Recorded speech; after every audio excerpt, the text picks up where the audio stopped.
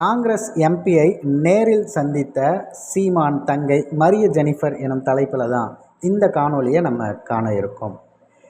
கீழ் மிடாலம், புத்தன்துறை, ஏழு தேசம், கொல்லங்காடு ஆகிய கடற்கரை கிராமங்களில் இந்திய அருமணல் நிறுவனத்திற்கு தாரை வார்க்கக்கூடிய அந்த கொடுமையான நிகழ்வு தற்போது நடந்திருக்கு. அந்த நிகழ்வை தடுக்கணும் அப்படின்னு சொல்லிட்டு பாராளுமன்ற உறுப்பினராக இருக்கக்கூடிய விஜய் வசந்த் அவர்கள் நேரடியாக சந்தித்து நாம் தமிழர் கட்சியின் சார்பாக கோரிக்கை மனுவை கொடுத்துருக்காங்க. இதில் மிக முக்கியமான ஒரு விஷயம், ஒவ்வொரு மாவட்டங்களிலும் ஒவ்வொரு பிரச்சனைகள் இருக்கும்.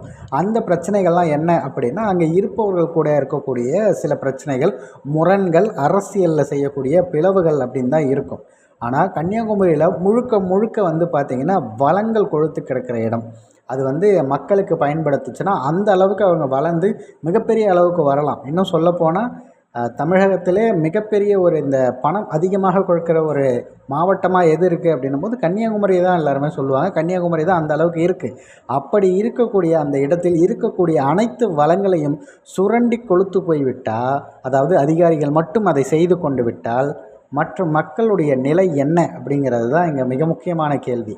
அதற்கு எதிராகத்தான் நாம் தமிழர் கட்சி தொடர்ந்தியாக கிளர்த்து மிகப்பெரிய போராட்டங்களை முன்னெடுத்து வந்துட்டுருக்காங்க. அந்த வகையில் தான் இப்போ தொடர்ச்சியாக அங்கே இருக்கக்கூடிய பல கனிம வள கொள்ளைக்கு எதிராக போராடிட்டு இருக்கவங்க. அதே நேரத்தில் இந்த மலைகளை வெட்டி வீழ்த்துறதுக்கே நம்ம எவ்வளோ பேசிக்கிட்டு இருக்க நேரத்தில் அருமணல் அப்படிங்கிற ஒரு நிறுவனத்திற்கும் மொத்தமாக பார்த்திங்கன்னா இந்த மணல் அள்ளக்கூடிய எல்லா விஷயத்தையும் அப்படியே அள்ளி கொடுக்குறது அப்படிங்கிறது ரொம்ப மோசமான ஒரு நிகழ்வு. அதை நீங்கள் தடுத்து நிறுத்தணும் அப்படின்னு சொல்லிட்டு நேரடியாக அவர்களோட பேசி அதில் இருக்கக்கூடிய பாதிப்புகள் என்ன, பிரச்சனைகள் என்ன அப்படிங்கிறத தெளிவுபடுத்தி அதன் பிறகு அவருக்கு கோரிக்கை மனு அவரிடம் கொடுத்து அங்கேருந்து வந்திருக்காங்க. இது ஒரு மிக முக்கியமான நிகழ்வாக பார்க்கப்படுகிறது. இந்த நிகழ்வு குறித்து உங்களது கருத்துக்களை கமெண்ட் பாக்ஸில் பதிவு பண்ணிடுங்க.